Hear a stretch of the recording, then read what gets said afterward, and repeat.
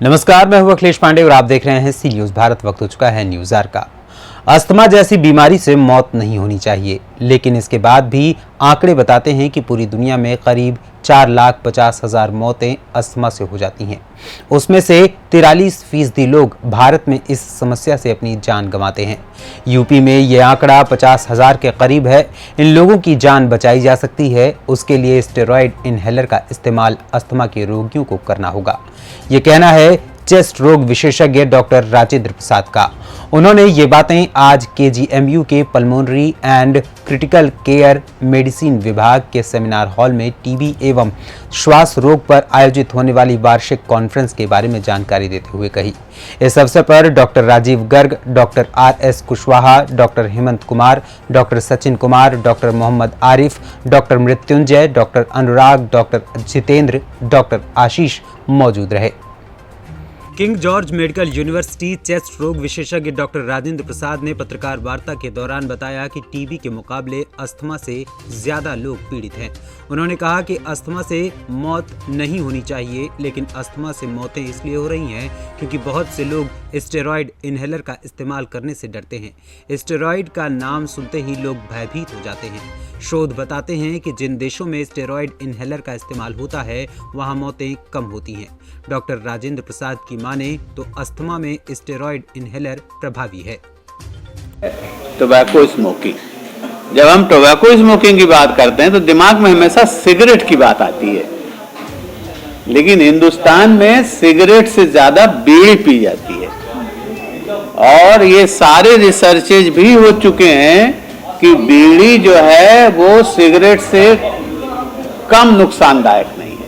लोग कहते हैं छोटी है बीड़ी, तंबाकू कम है, तो स्टडी करके देखा गया है तंबाकू कम, छोटी, लेकिन नुकसान। तो बीड़ी स्मोकिंग भी हमारी जनता में बहुत लोग करते हैं और बहुत सी बीमारियों का, COPD नहीं, वो टीबी में भी खराब करता है, लंग कैंसर, लंग कैंसर में भी खराब करता है। अस्थमा का यूपी में क्या है, कितने लोग, जैसे आपने डेथ बताया 4.5 लाख के करीब, वो भारत का है रेशियो? नहीं, 4.5 लाख डेथ जो है वो पूरे अस्थमा से किसी को मरना नहीं चाहिए, मैं तो आज ये कहता हूँ, लेकिन फिर भी 4.5 लाख लोग पूरे संसार में हर साल अस्थमा से मरते हैं। उसमें हमारे भारत का जो हिस्सा है वो 43% है, यानी लगभग 2 लाख के आसपास हमारे भारतवर्ष में। उत्तर प्रदेश का आपने पूछा तो लगभग 50,000 लोग उत्तर प्रदेश में हर साल अस्थमा से लगभग मरते हैं। टीबी से मृत्यु तो पूरे हिंदुस्तान में 5 लाख से होती है। पता लगता है बीमारी कुछ और होती है, इलाज कुछ और होता है। आप लोगों का मेरा एक सवाल इसलिए कि 2000 लगभग भाई एक पूछो तो ज्यादा सही है, क्योंकि दोनों एक आप लोग 10% ऐसे केसेस होते हैं जिसमें कि टीबी के मरीज की दवाई कुछ और चल रही होती है, या COPD का मरीज को टीबी की दवाई चल रही होती है। तो 10 पर्चे में एक पर्चा ऐसे जरूर मिल जाता है, 10 में से एक पर्चा। तो सर मेरा ये सवाल है कि के बारे में जितना डिटेल में बता दिया गया उसमें बहुत कम समय लेते हुए बस इतना ही कहना चाहूँगा कि हम लोग का एक प्रयास है कि जो यूपी चैप्टर जो टीबी एसोसिएशन का है उसमें टीबी अवेयरनेस के साथ साथ और लंग डिजीज़ जिसके बारे में सर लोगों ने बताया, बाकी लोगों ने बताया कि कहीं ना कहीं हम लोग की कमी है कि उसके अवेयरनेस में हम लोग कहीं पीछे रह जाते हैं। जैसे भी वर्ल्ड लंग डे का इशू था तो हम लोग मानते हैं कहीं ना कहीं, तो उसको ध्यान में रखते हुए जो ये प्रोग्राम चेकआउट किया गया है इसमें कहीं से कोई जितने कम से कम समय में सबसे अच्छे जो हमारे देश भर के expert and that to apex institute जो नेशनल इंस्टीट्यूट ऑफ एमिनेंस कहे जाते हैं, वहाँ से ये सारे स्पीकर्स बुलाने का काम किया है। और इसके लिए जो organising secretary doctor Ved Prakash हैं बधाई के पात्र हैं और उनको हमारे सर का भी आशीर्वाद प्राप्त है। तो आई एम श्योर आप खुद देखेंगे और हम भी आपसे उम्मीद करते हैं कि आप लोग खुद आके इस बात को अनुभव करें कि इस कॉन्फ्रेंस के अंदर जो एकेडमिक फीस या साइंटिफिक फीस मिलने वाली है लोगों को, उससे ज़रूर यहाँ के चाहे पोस्ट ग्रेजुएट्स हों या आजकल मेडिकल एजुकेशन में जो सभी लोग इस बात को रियलाइज़ कर रहे हैं कि एक अच्छे डॉक्टर बन के निकलें, तो 100% मैं सोचता हूँ कि हमारे PG स्टूडेंट और जो यंग डॉक्टर्स या प्रैक्टिशनर्स हैं उनको भी ज़रूर इस कॉन्फ्रेंस से फ़ायदा मिलेगा। ऐसे इन्हीं शब्दों के साथ बस I will request you to come to the conference so that you can cover it all. King George medical University के डॉक्टर टीपी सिंह ने बताया कि किसी भी बीमारी के खात्मे के लिए सही डायग्नोसिस और उसका समुचित इलाज सबसे ज़्यादा ज़रूरी है, लेकिन रोज़ाना होने वाले ओपीडी में 10 में से 1 मरीज़ ऐसा ज़रूर आता है जिसे बीमारी कुछ और होती है और इसका इलाज कुछ और ही चल रहा होता है। अक्सर ये देखने को मिलता है कि मरीज़ को टीबी का रोग होता है और उसका इलाज सीओपीडी का चल रहा होता है। ऐसे में टीबी रोग और रोगियों की पहचान में भी दिक्कत आती है। लंग डिजीज़ की वजह से तो उस पर केवल पढ़ाई ही नहीं, अवेयरनेस की भी ज़रूरत है, और अवेयरनेस के लिए आप लोगों से बढ़िया हम लोगों के लिए कोई माध्यम नहीं मिल सकता।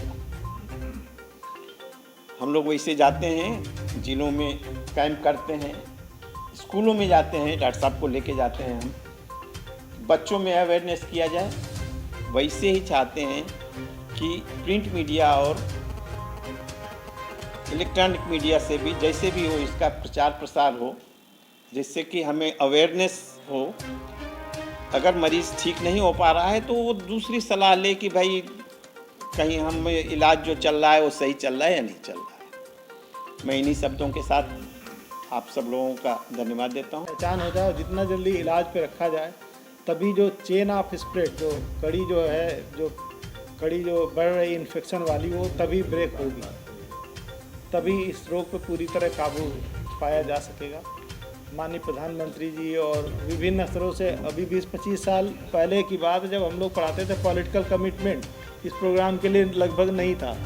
अब आज आप देख सकते हैं कि हमारा जो टॉप ऑफिशियल, जैसे माननीय प्रधानमंत्री जी, माननीय गवर्नर साहब, सभी लोग टीबी को एक टॉप प्रायोरिटी पे ले रहे हैं। तो इस प्रोग्राम में बहुत अच्छा एक मोमेंटम पकड़ा है और हम लोगों को पूर्ण विश्वास है कि निकट भविष्य में इस रोग पर प्रभावी काबू पाया जा सकेगा।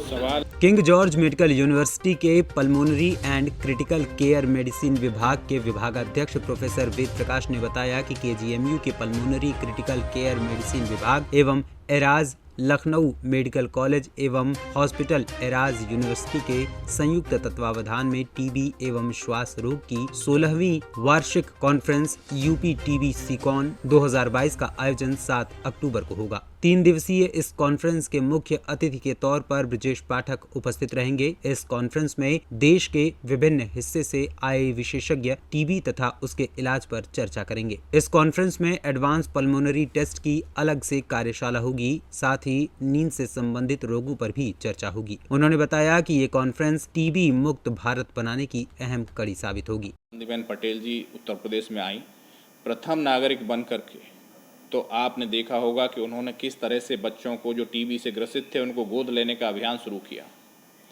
लगातार उस अभियान को आगे बढ़ाते हुए प्रधानमंत्री जी के जन्मदिन पर सिंबॉलिक तरीके से 72, 73, 74 इस तरह के बच्चे वो गोद लेती हैं स्वयं। आप देखेंगे कि ये अभियान धीरे धीरे इतनी तेज़ी पकड़ने लगा कि 85,000 लोगों को गोद लेने का काम पिछले दिनों सरकार में हुआ है। हम लोगों ने 55 लोगों को विभाग में गोद लिया। इसके अतिरिक्त जो गांव हैं उसमें भी लगभग 10-10 हज़ार की आबादी के पंचायतों को, 2 पंचायतों को गोद लेने का काम विभाग ने किया है।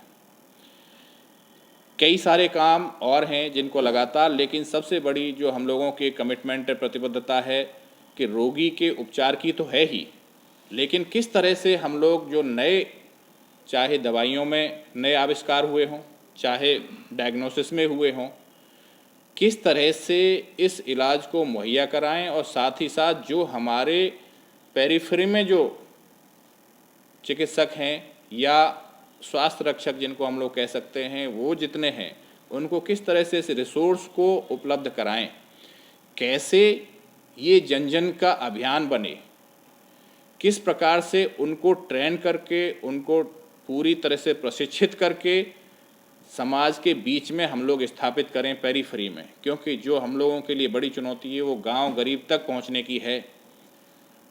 किस तरह से हैंड होल्डिंग करके साथ साथ, चाहे हमारे माननीय मुख्यमंत्री जी योगी आदित्यनाथ जी, चाहे हमारे उप मुख्यमंत्री जी माननीय ब्रजेश पाठक जी, जिस तरह से सरकार लगातार इस अभियान को गति दे रही है, तो मुझे लगता है कि जिस तरह से आप लोगों से हम लोग अपील करते थे कोविड के बीच में कि ये अभियान हम 130 करोड़ देशवासियों का अभियान होना चाहिए।